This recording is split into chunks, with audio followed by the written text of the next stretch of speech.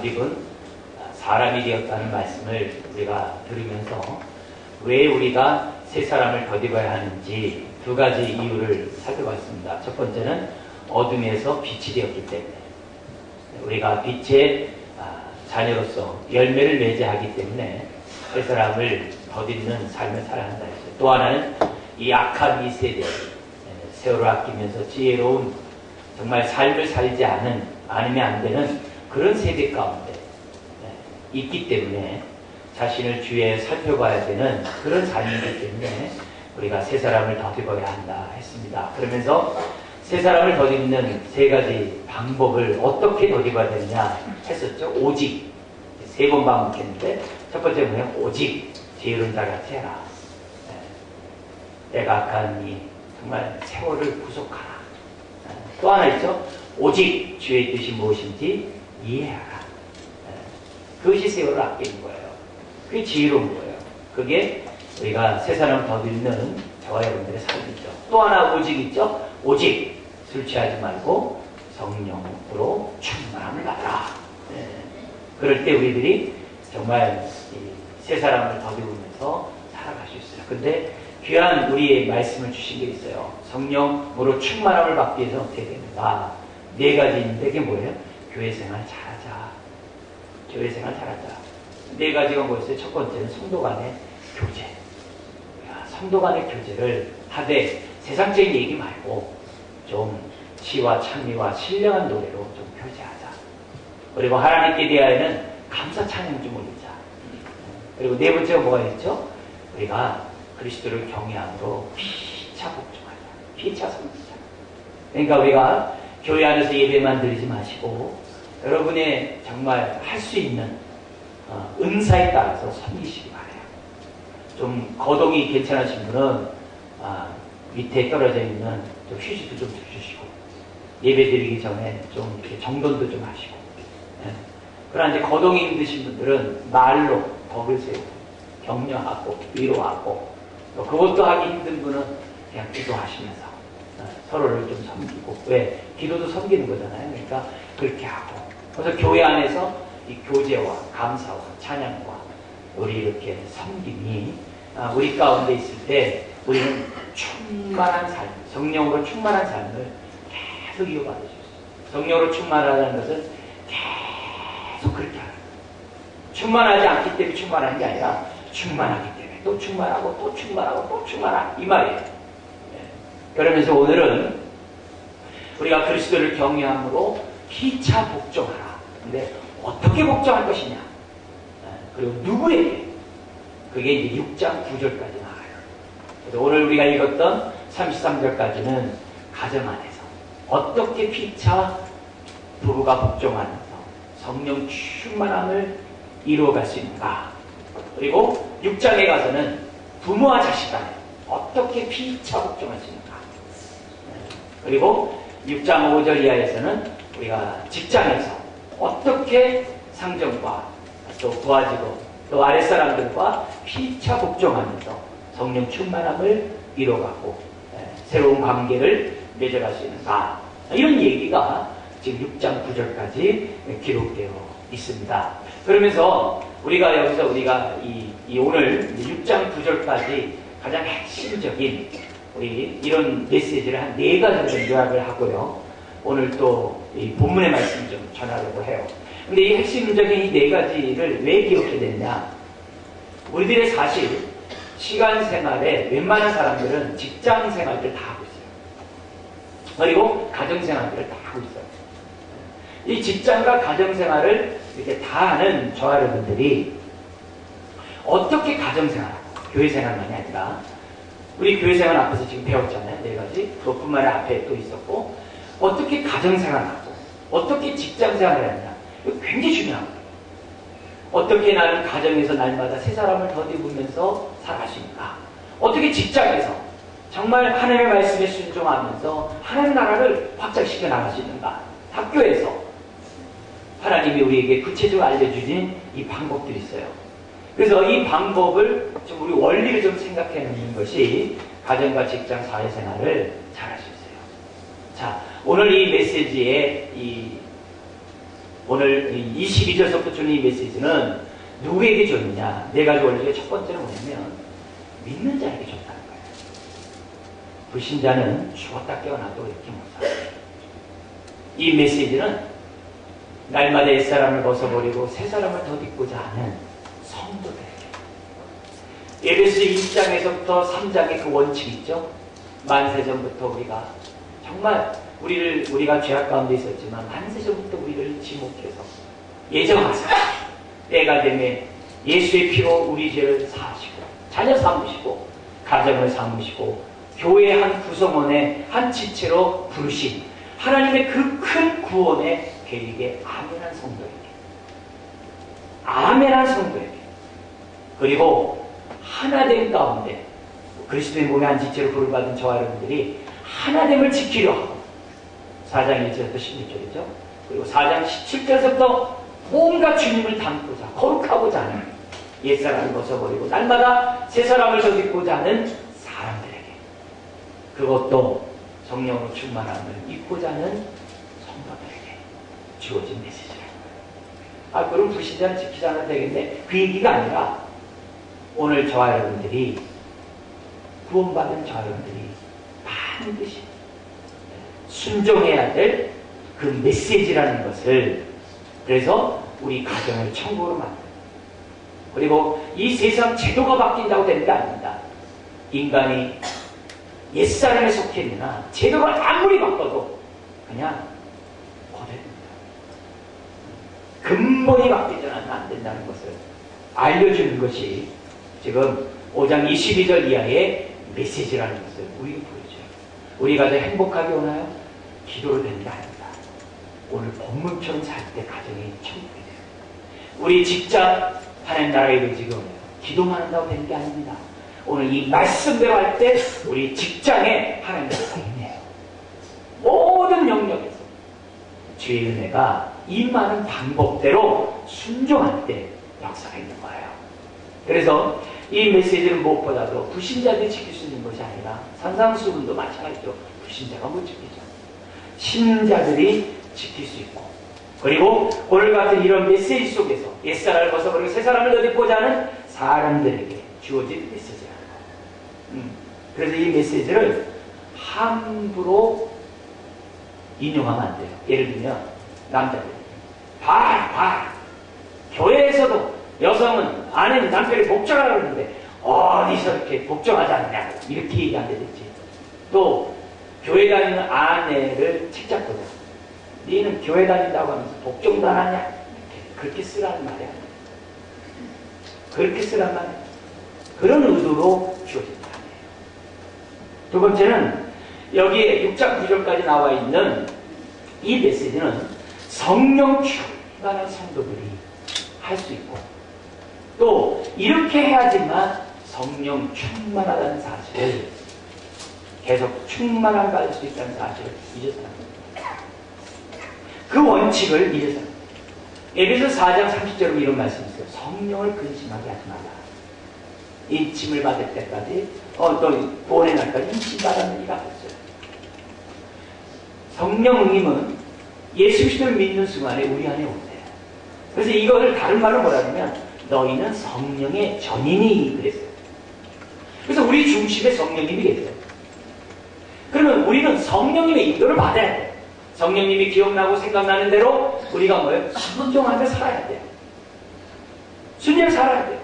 이 메시지는 뭐냐? 성령님이 우리에게 말씀하시는 메시지라는 거예요. 그래서 우리가 이 말씀대로 살지 않으면 성령이 소멸됩니다. 이 말씀대로 살지 않으면 더 나가서 그래요. 성령을 여기다 드려요. 근심하게 할 수 있다는 사실을 이해했어야 돼요. 근데 이거는 내가 해도 되고 안 해도 되고 그게 아니에요. 우리는 소금이며 빛이라 했어요. 빛은 누구에게나 어느 때나 어떤 상황에도 빛은 비추게 되지. 모든 착함과 의로움과 진실함으로 열매를 맺게 돼 있어요. 빛을 비추게 돼 있어요. 내가 상대방에게 붙여오고 싶지 않아. 상대방에게 잘하고 싶지 않아. 상대방에게 내가 저 사람은 받을 가치 없어. 그래서 빛이 안 비춰지는 게 아니에요. 빛은 그렇지 못한 사람에게도 빛을 비춰요. 그래서 성령 충만하지 않으면 이 말씀대로 저나 여러분들은 살아갈 수 없어요. 그래서 뒤집어서 하나님, 나 저 사람에게 복종하기 싫어요. 나 가정에서, 직장에서 나 저렇게 사람 싫어요. 내 마음대로 살 거예요. 그 얘기는 무슨 말이에요? 성령 충만하지 않다는 증거예요. 빛의 열매를 맺고 있지 않다는 증거입니다. 여러분, 성령님 우리 안에 계세요. 그 성령님은 하나님의 뜻대로 우리를 인도할 거예요. 근데 우리가 이 6장 9절까지 있는 말씀에 순종하지 않으면 근심하고 심지어는 성령을 소멸하게 된다. 본래 우리 옛사람은 자기중심이에요. 자기 주장이에요. 자기 권위적이에요. 이런 사람이 남에게 복종한다? 있을 수 없죠. 성령으로 나를 쳐 복종하지 않으면 절대 있을 수 없죠. 네. 있을 수 없습니다. 여러분, 아내가 남편에게 복종해요? 여러분, 성령 충만하지 않으면 절대 안 됩니다. 천지가 개벽해가 안 됩니다. 자식이 부모에게 복종해요? 배우지 않으면 안 됩니다. 종이 아랫사람이 윗사람에게 자원함으로 기쁨으로 감사하면서 순종해요? 말도 안 됩니다. 더구나 남편이 아내를 정말 죽게 하듯 사랑할 수 있다고요? 말도 안 돼요. 여러분, 배우지 않으면 성령의 인도를 받지 않으면 안 돼요. 부모가 자식을 사랑하라, 성경이 없습니다. 그러나 자식이 부모를 사랑하고 순종하는 것은 성경이 있어요. 왜 그럴까요? 배우지 않으면 안 되기 때문에. 안 되기 때문에. 우리들의 옛사람의 속성은 자기중심이에요. 이기적이에요. 정욕적이에요. 자기에게 손해가 되는 것은 절대 하지 않습니다. 그러나 성령 충만하면 아내가 남편에게 복종할 수 있고, 자신이 부모에게 복종할 수 있고, 종이 상전에게 복종할 수 있고, 또 주인이 부하를 갖다 대요. 부하에게 복종할 때 그 복종하는 방법이 달라요. 남편이 아내에게 복종할 수 있고, 부모가 자녀에게 복종할 수 있다.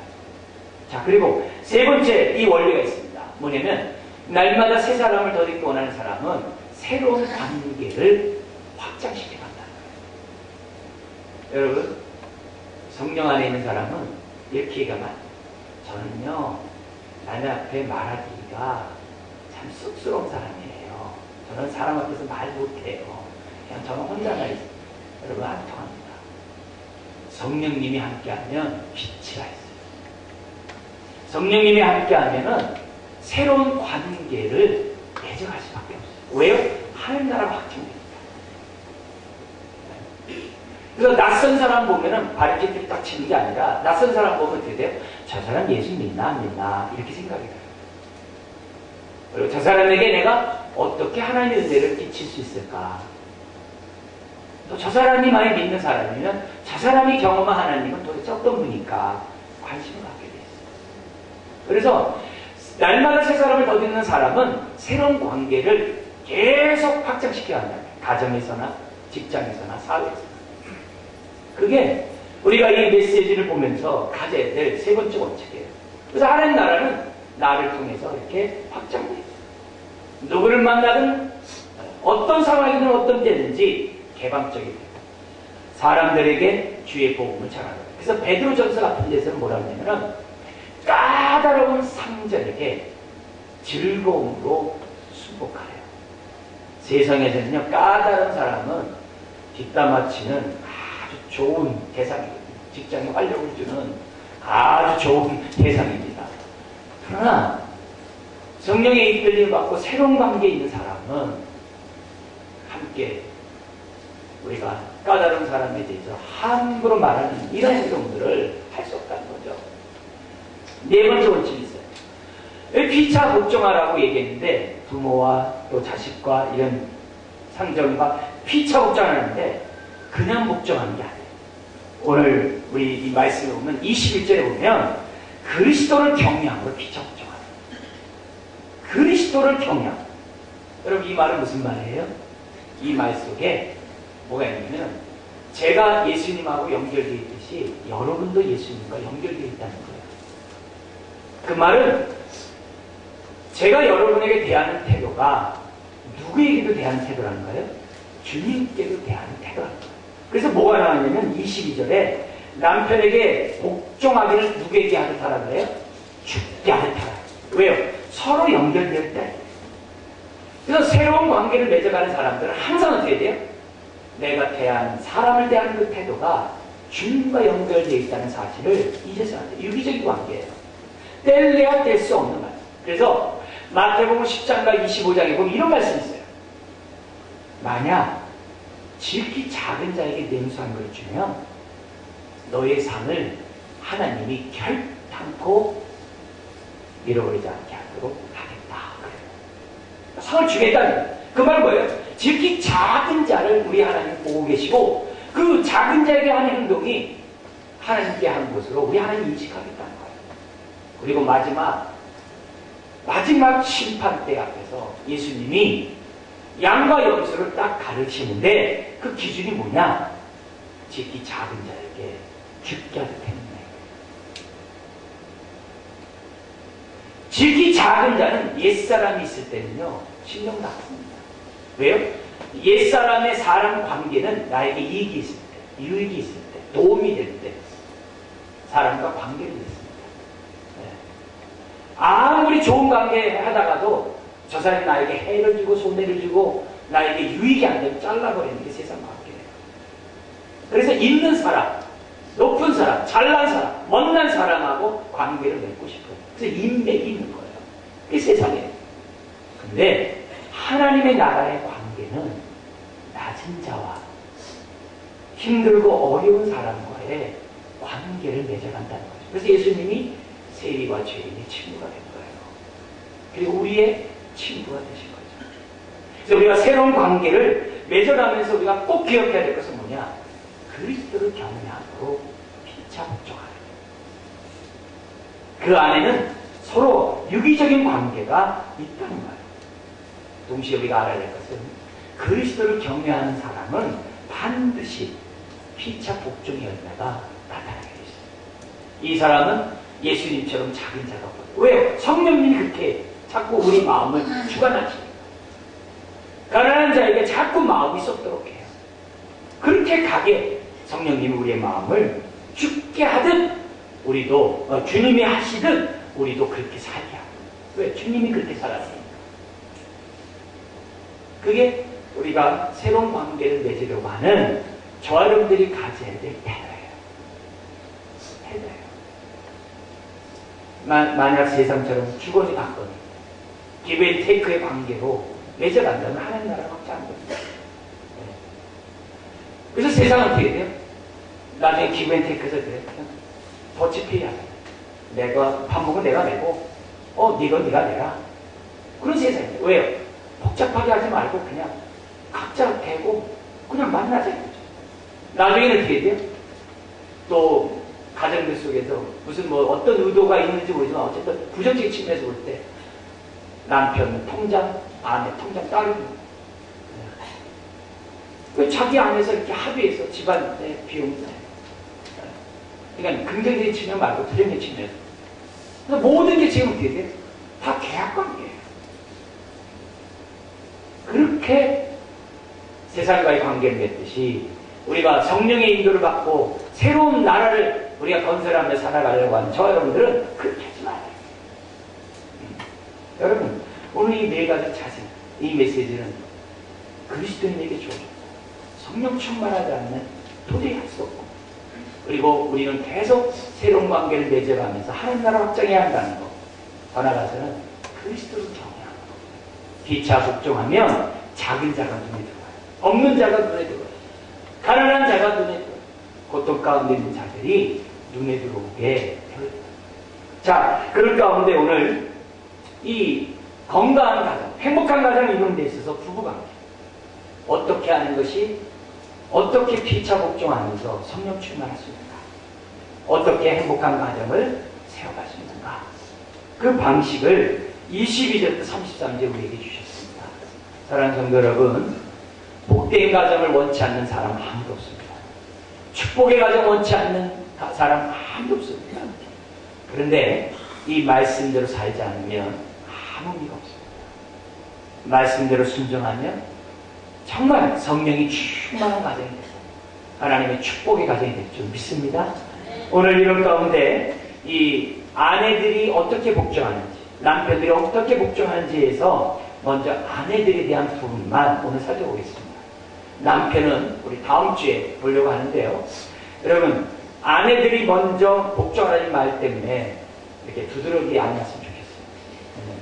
왜냐하면 이 말 때문에 우리 여성들이 굉장히 신경질 나요. 그리고 예민해요. 아주 알러지가 막 생겨요. 왜 남편들 어디 가고, 여기 뒤에 저 남편들 25절부터 나와요. 그리고 이 25절이 더 배나 있어요. 여성들보다 더 배나 있어요. 이 얘기는 뭐예요? 그만큼 남자들이 더 힘든 거고, 또 그만큼 남자들로부터 여성이 받는 혜택이 더 크다는 걸 얘기를 해요. 그래서 신경질 나더라도 오늘 말씀 좀 잘 들으시고, 또 이 말씀대로 순종함으로 요 뒤에 25절부터 오는 이 남편들로부터 이 곡소리 나는 이 말씀을 통해서 많은 은혜를 받았으면 좋겠어요. 그래서 내가 할 것은 나만 하면 돼요. 남의 것을 요구하지 마세요. 상대방도 요구하지 마세요. 그냥 나는 나만 하면 돼요. 남편들이요, 아내들에게 요구하지 마십시오. 아내들이요, 남편들에게 요구하지 말고 나만 할 거리만 하면 돼요. 그러면 상대방은 그 다음 것을 하지 않을 수가 없어요. 자, 그런 가운데 오늘 아내들의 모습을 한번 보겠습니다. 22절 한번 읽겠습니다. 아내들이여 자기 남편에게 복종하기를 죽게 하듯 하라. 왜? 서로 연결되어 있으니까. 연결되어 있습니다. 그래서 남편에게 복종하는 것뿐만이 아니라 어떻게 돼요? 그게 죽음죄 복종하는 거죠. 근데 복종하되 어떻게 하느냐? 죽게 하겠다. 이거는 그리스도를 경외하지 않으면 절대로 되지 않습니다. 그러면서 23절에 이유가 나옵니다. 이는 뭐라고 얘기합니까? 남편이 아내의 머리됨이 그리스도께서 교회의 머리됨과 같으리라. 그리스도께서 바로 몸의 구주시니라. 이렇게 되어 있습니다. 근데 이 벌써 머리 그러면 어떻게 돼요? 네, 모든 여성이 다 신경질 나는 그런 메시지고 마음이 아픈 얘기입니다. 그렇지만 24절 그러므로 이렇게 있어요. 근데 이 그러므로가 원문에서 뭐로 되어 있냐면은 그러나 이렇게 있어요. 그럼에도 불구하고 그러나 이 말이 뭐냐면 남편에게 복종하고 싶지도 않은 마음이에요. 그래도 하라 해요. 또 남편에게 복종하는 말은 가치가 없어요. 나에게 상처를 주고 아픔을 주고 아무 도움이 안 되기 때문에 복종하고 싶은 대상이 아니에요. 그럼에도 불구하고 그러나 이 말이에요. 그 뜻이에요. 그래서 그러므로 교회가 그리스도에게 하듯 후처는 교회가 하듯 아내들도 범사에 자기 남편에게 복종할지니 이렇게 됩니다. 자, 여러분 근데 여러분 여기서 우리가 잊지 말 것이 뭐냐면 여기 이 복종은 세상에서 말하는 복종 단어가 아니에요. 똑같은 단어지만 내용이 달라요. 더구나 유교적이고 가부장적인 문화에서의 복종은 절대 안 합니다. 왜요? 가부장적인 이런 사회에서의 복종은 뭐예요? 그리스도를 경외하는 사람들의 복종이 아니거든요. 불신자는 그리스도를 경외 안 해요. 네? 더구나 이 복종은 하나님의 권위, 특별히 21절 24절은 창조의 원리를 가지고 지금 뭐예요? 여성들 하여금 남편이 여성의 머리라고 얘기하고 있는 거예요. 창조 원리. 불신자들은 창조 원리고 뭐가 없습니다. 그리고 불신자들은 하나님의 그 권위, 질서에 대해 관심도 없습니다. 그러나 그리스도인들은 하나님의 권위에 관심 있고 하나님의 질서에 관심 있고 하나님의 창조 원리에 관심 있게 되어 있어요. 그리고 그리스도인은 성령님의 인도에 따라 살고자 하는 기쁜 마음이 있어요. 그런 사람에게 주어진 것이 22절부터 24절 아내들이여 남편에게 복종하는 거예요. 여러분 가부장적인 사회에서 여성이 즐거움으로 기쁨으로 자원함으로 감사함으로 복종합니까? 남편에게? 어린 방부르치도 없죠. 그냥 분위기가 그러니까 시끄러우니까 이거 싸우기 싫으니까 그냥 맞춰주는 것이 대부분이지. 그렇잖아요. 여러분, 그 친구가 뭐예요? 그게 명절 증후군이 그거잖아요. 왜 여성들이 명절 증후군을 왜 알아요? 즐거움을 하면 그게 생깁니까? 그게? 이 말 오해 있으니까 여기서 멈추겠습니다. 네. 어쨌든 이 가부장적인 사회에서는 안 됩니다. 가부장적인 사회에서는 아내를 동등한 취급을 안 해요. 우리나라의 제사제도가 왜 발전하냐면, 제 얘기가 아니에요. 유교학자들이 한 얘기인데, 왜 가부장적인 제사제도를 왜 발전하느냐. 여러분, 옛날에는요, 아내가 남편과 같이 밥 못 먹었어요.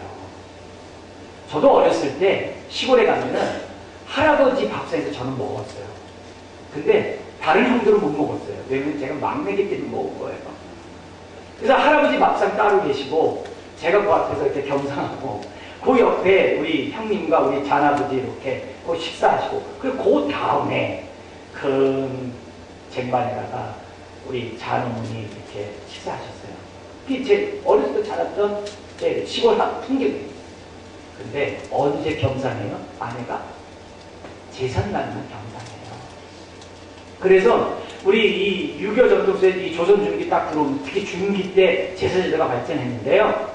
그 여성들이 뭐였냐면 죽어서는 내 남편과 함께 밥상 하시고 근데 그런 제사밥을 먹으려면 반드시 누가 있어야 돼? 아들이 있어야 되는 거예요. 그래서 남아서도 사상이 유교학자들이 우리나라 유교학자들이 뭐라냐면 엄마 때문에 발전됐다는 거예요. 남자가 아니라 엄마 때문에 그 제사 문화의 한 영향이라고 얘기를 해요. 제 얘기 아니에요. 그냥 불교 신자, 유교 신자, 불신자가 하는 얘기예요. 그런 보편적인 얘기입니다. 조선 중기 전에는요, 이런 상소문이 있어요. 왕이시여, 백성들이 참 천하여 위패를 헛간에다가 방치하고 있으니 국가에서 법을 내려 위패를 소중히 여기도록 하시는 것이 간절하옵니다. 상소문이 있어요. 그게 무슨 말이에요? 옛날엔 관심 없었어요. 왜 그래요? 제사제도는 조선 중기 때 그리고 조선 초기 고려 말에는 그 아주 성리학자들, 유학자들 근데 그 사람도 제사 드릴 때 누굴 제사 드렸어요? 중국의 상왕, 탕왕, 선왕들을 드렸어요. 그러다가 조선에 와서 어떻게 돼요? 유교를 국보로 하면서 어떻게 돼요? 외국 왕만 선왕이냐 우리 왕도 이시왕이 선조도 선왕이라 해서 위패를 묻기 시작한 거예요. 네. 여러분 그렇게 오래된 것이 아닙니다. 어쨌든 우리가 이런 생활 속에서 평등하게 하는 것이 가부장적 사회가 아닙니다. 절대 그런 일이 아닙니다. 오늘 이 메시지는 거듭난 사람 그리고 31째 된 것처럼 부부가 한 몸이라고 깨닫는 사람 그리고 성령의 인도함 받아 자발적으로 순종하고 또 즐거움으로 행복한 가정을 이루는 사람에게 주어지는 거죠. 계급의 복종이 아니라 질서상의 복종입니다. 근데 사단이 한 게 뭐냐면 아내의 머리가 남편이다. 요 말이 사단이 난 거예요. 그래서 여성 해방 운동가들은 아주 다 싫어요. 그래서 이것 때문에 성경 전체를 다 버려요. 그게 아니죠. 여기서 한 말이 이런 뜻인 것을 우리에게 이해를 준 게 고린도전서 11장에 나와요. 고린도전서 11장에 보면 이런 말씀이 있어요. 나는 너희가 알기를 원한다. 이렇게 똑같은 예를 쓴 바울이 고린도 교회에게 한 말입니다. 이렇게 돼 있어요. 각 남자의 머리는 그리스도요. 이렇게 돼요. 거기에 대해서는 아무 이의가 없어요. 근데 여자의 머리는 남자요. 그러면 이제 화가 나는데. 그런데 그 다음 말로 이런 말씀이 있어요. 그리스도의 머리는 하나님이다. 이랬어요. 이게 무슨 말이에요? 그리스도의 머리가 하나님이에요. 이게 무슨 말입니까? 삼위일체 하나님은 영광과 권능과 능력이 동등해요. 아멘? 삼위일체 하나님이 계급이 없어요. 하나세요. 우리가 올려드려야 될 그 영광을 성부, 성자, 성령께 동일하게 올려드려요. 그게 삼위일체예요. 근데 거기 뭐라고요? 그리스도의 머리는 하나님이다. 계급이 아니에요. 아내의 머리는 남편, 계급이 아닌 가부장적인 생각을 갖고 있으면 옛사람의 생각을 갖고 있으면 절대 이해하지 못하는 말이에요. 오해를 하는 거죠.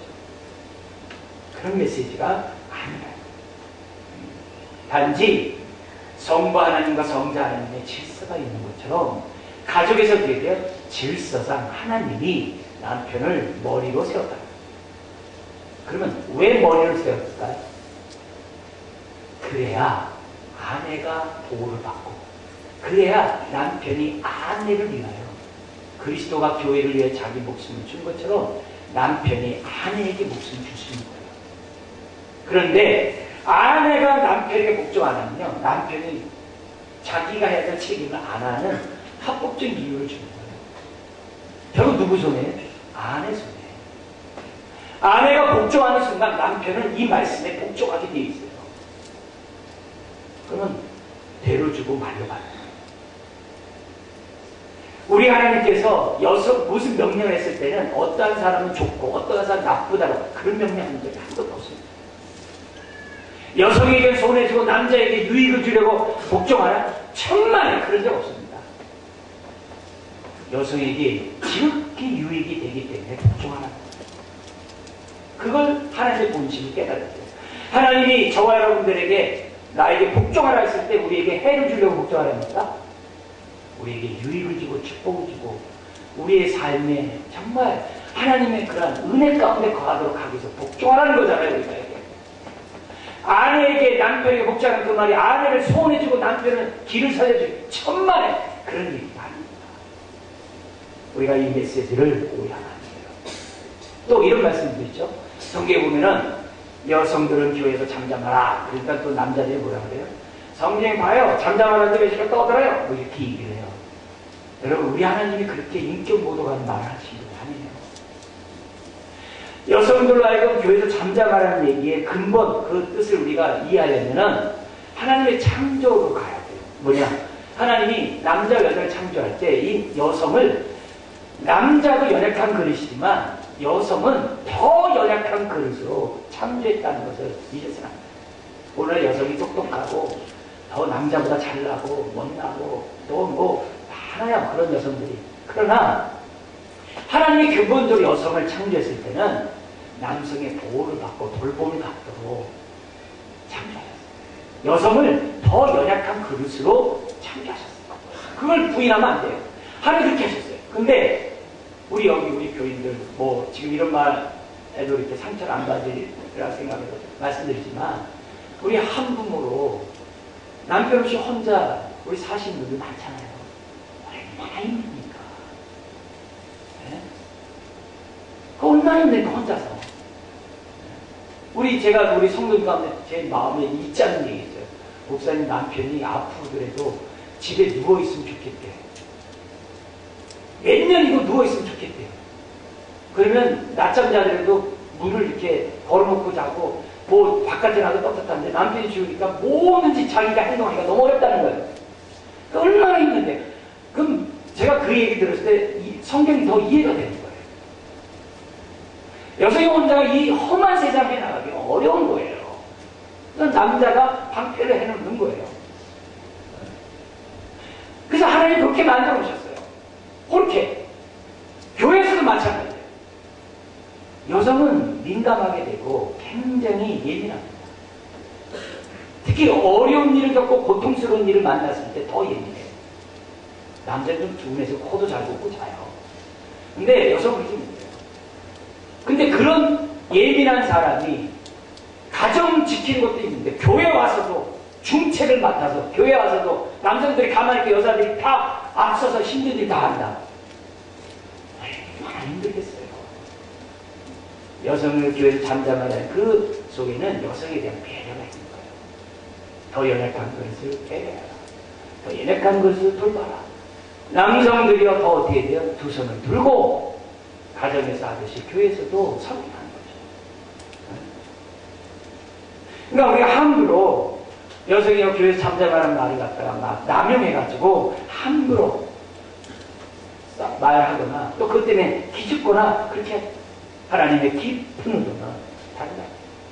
애당초 창조할 때 여성을 더 연약한 것으로 우리 하나님이 창조했다. 그래서 예민한 우리 여성들에게 너무 중책을 맡겼어요.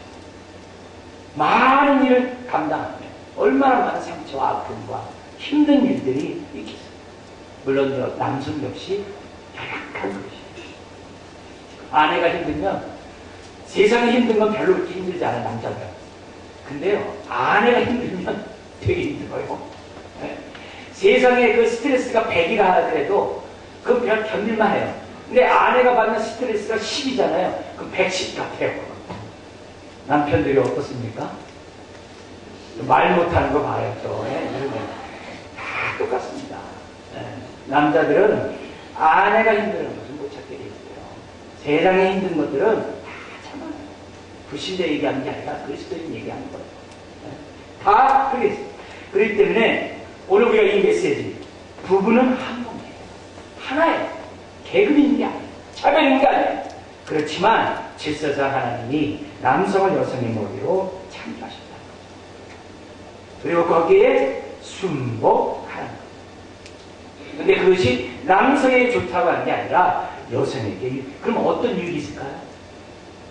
25절 이하에 남편들이 자신에게 해야 될 그 모든 일들을 다 받을 수 있는 환경과 여건과 그릇을 갖게 됩니다. 근데 아내가 남편에게 남편의 권위를 인정하지 않고 토라지고 삐지고 쌀쌀맞게 해보세요. 남편 절대로 25절 이하 같이 안 삽니다. 그럼 누구 손해요? 연약한 그릇인, 더 약한 그릇인 여성이 힘들게 되어 있습니다. 그러니까 지혜로울 필요 있어요. 왜요? 앞에서 했잖아요. 세월호 앞이야. 때가 악한데요. 지혜로운 자가 주의 뜻이 무엇인지 이해하라. 그랬잖아요. 그 말씀에 따라서 아내들이 지혜로울 필요가 있다는 거죠. 그래서 아내가 남편의 권위를 인정해 주므로 남편이 마음껏 아내를 돌보고 사랑할 수 있도록 하라는 하나님의 여성을 향한 배려인 것을 우리에게 가르쳐줘요. 하나님의 창조 원리 가운데 하나가 여성을 창조한 목적이 남자를 돕도록 돕는 배필로 창조하셨으면 잊어서는 안 돼요.